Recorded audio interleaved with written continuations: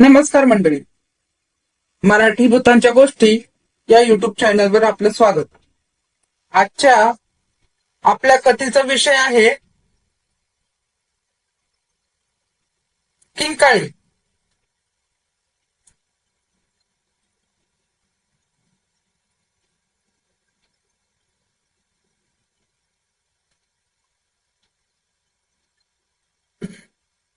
ही कथा आहे कोकणातली.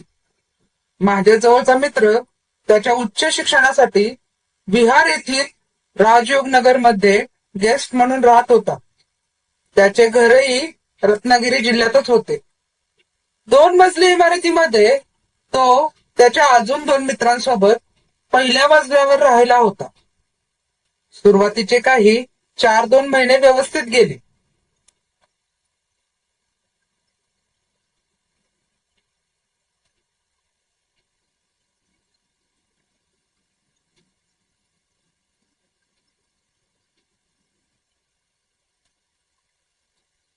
आता मात्र पेपरचे पण शेड्यूल हाती आले होते.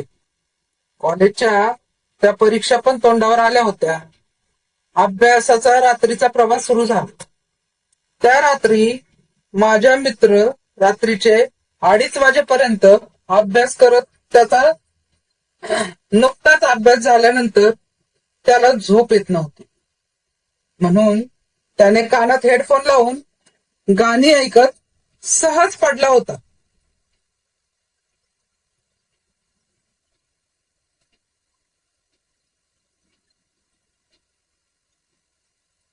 तेव्हा खूप उशीरपर्यंत बसल्याने त्याला तहान लागली. म्हणून तो पाणी पिण्यासाठी किचन मध्ये गेला. किचनला लागूनच बाल्कनी होती. कमानीचे उघडत असल्याने बाल्कनीचा दरवाजा उघडाच होता. पाण्यासाठी त्याने फ्रीज उघडला. उघडताच त्याला एका बाईची कर्कश किंकाळी कानी पडली.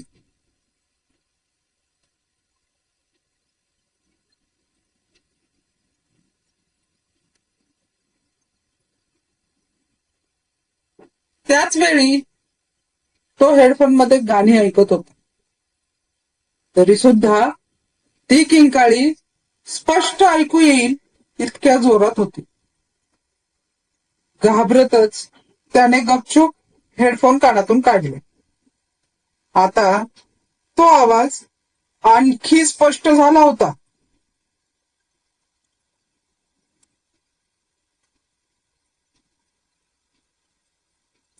आवाज तर खूपच कर्कश होता, पण आवाज कोणाचा ते नक्की समजत नव्हतं.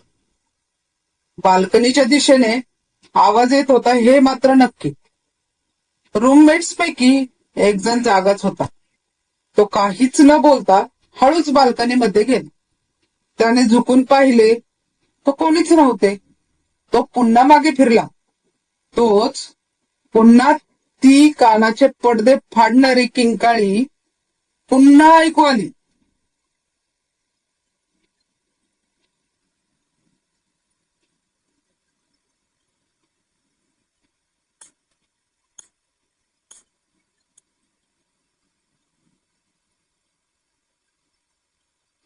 त्याने जे पाहिले ते पाहून तर त्याची बोलतीच बंद झाली होती. ते दृश्य पाहून तो खूपच घाबरला होता. इमारतीच्या समोर एक मैदान होते. त्याच्या मधोमध एक लाल रंगाची साडी, जणू रात्री पण उठून पडेल अशी साडी घातलेली ती बाई जोर जोरात आरडाओरडा करत रडत होती.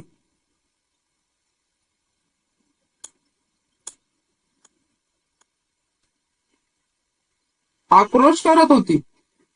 तिच्या मांडीवर एका प्रेताचे डोके पडलेले होते. त्या प्रेताची अवस्था खूप दयनीय होती. त्याच अवस्थेमध्ये त्या प्रेताचे डोळे बाहेर आले होते. त्या बाईने प्रेताचा चेहरा दगडाने चेचून चेचून खराब केला होता. हात पाय तर मोडल्यासारखे वाकडे होऊन पडले होते. आणि आता त्या प्रेताच्या डोक्यावरून वाहणारे रक्त त्या बाईच्या अंगावर सर्वत्र पसरले होते.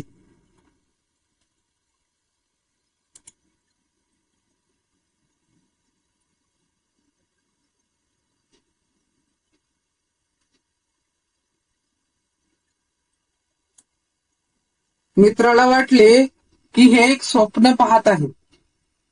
तेवढ्यात त्या बाईची नजर त्याच्यावर गेली. तिचे डोळे रडून रडून संपूर्ण लाल पडले होते. पाहताच अचानक त्या बाईच्या डोक्यातून पण रक्त वाहू लागले. सर्वत्र भयान शांतता पसरली होती. त्याला ते सर्व बघवत नव्हते. तो आत जायला मागे वळाला. तेवढ्यातच त्याला जाणवले की कोणीतरी मागून त्याला खेचत आहे.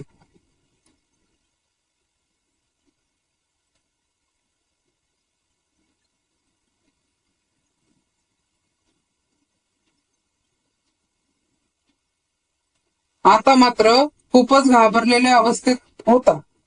आत जायची धडपड करू लागला. पण त्या बाईच्या शक्तीसमोर त्याचे काहीच चालेनासे झाले होते. एक जोरदार आवाज झाला आणि दुसऱ्या क्षणाला माझा मित्र बाल्कनीच्या बाहेर खेचला गेला आणि बाल्कनीतून तोल न सावरत तो एकदम जोरात खाली मातीच्या ढिगाऱ्यावर जाऊन आदळला.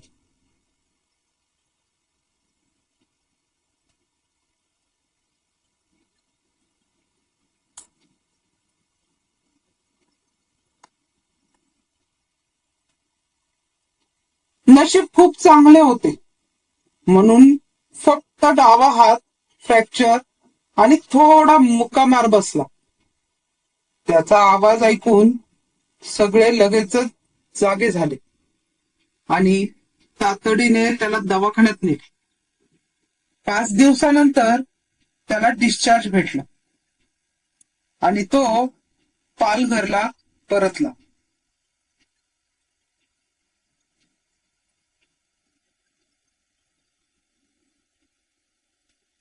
आणि तेथूनच पुढचे शिक्षण पूर्ण केले. त्यानंतर पुन्हा तो कधीच त्या ठिकाणी गेला नाही. आजही तो प्रसंग आठवला की त्याच्या अंगावर काटा येतो. त्याचं सोडा, इथे मला सांगत असताना माझ्याच अंगावर काटा आला. तो तर कसं काय गेला असेल या प्रसंगातून.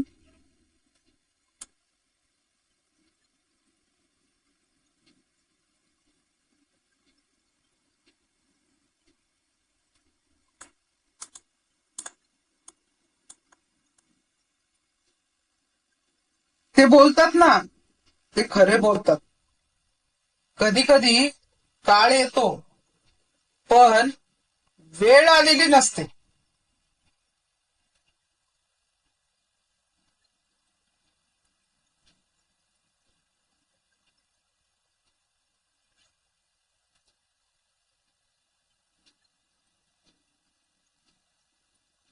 धन्यवाद.